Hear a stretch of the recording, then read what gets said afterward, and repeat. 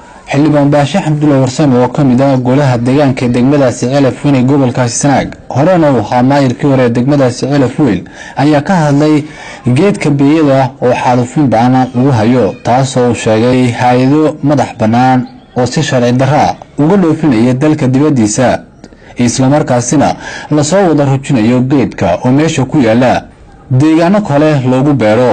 waxaana baaq u diray xildhibaan Baashe Cabdulle Warsame madaxweynaha jamhuuriyadda Soomaaliland iyo waliba wasaaradda deegaanka iyo horumarinta reer miyiga wasaaradda ganacsiga waxaana ugu baaqay in la hakiyo xaalufinta baan lagu hayo geedka beeyada oo si qarsoon ay u gurayaan hay'ado madax banaan oo ka shaqeeya gudaha Soomaaliland taasoo dalka dibadiisa u dhoofiyaan beeyadaas lagu beero deegaano kale oo dalka dibadiisa xildhibaan Baashe Cabdulle Warsame oo ka mid ah xildhibaanada golaha deegaanka degmada Celaf Weyn kana soo jeeda deegaanka ay beeyada ku baxdo waxaanu halkan cabasho iyo dacwad ka gudbinaynaa hay'adda World Vision iyo rag la socda oo madax dhaqameed sheeganaya kuwa halka joogay kuwa hadda ka maqan waxaan ka gudbinaynaa dacwad ah beeyo ay go'go'een oo inama yar qaran mas'uul intay lacag siiyeen yaahdo noo soo gurbeeyada oo ay doonayeen inay dhul kale ka beeraan oo qaar dhulkaas oo Soomaaliland qaar ka mid yahay qaarna ka mid yahay sida Djibouti oo kale Kenya oo kale oo beeyada loo dhoofinayay oo ay qaateen nolofayskii hore nolodii koowaad tii labaadna ay hadda u socdeen baan iminka ka qabanay kana dacwoonaynaa dhammaan hay'adaha ay khusayso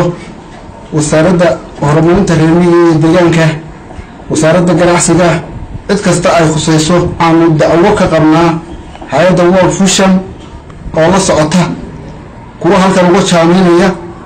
iyo kuwa kale oo meesha geeyayba dacwaanu ka qabnaa dacwadana waa kaxaynaynaa heer gobol heer degmo iyo heer qaranba dacwada waa kaxaynaynaa qoraalkeediina waa qoran yahay beeyada la go'go'eyna shay qaarna gacantan iminka ku haynaa dhirtii oo la soo go'go'yo qalashay cid kasta oo u baahatana indhaheedan tusaynaa in hay'adaasi ay doonaysay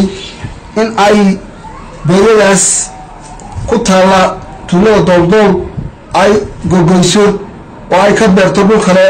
madaxweynaha jamhuuriyadda Soomaaliland waxaan la dacwaan ku qabnaa hay'adaas si sharci darro ay u socotay wasaaradaha ku shaqo kale faleenka ma soo marin hadda wasaaradda ganacsiga tahay iyo wasaaradda deegaanka labadaba tahay dacwaan ku qabnaa dacwadana oo kaxaynaa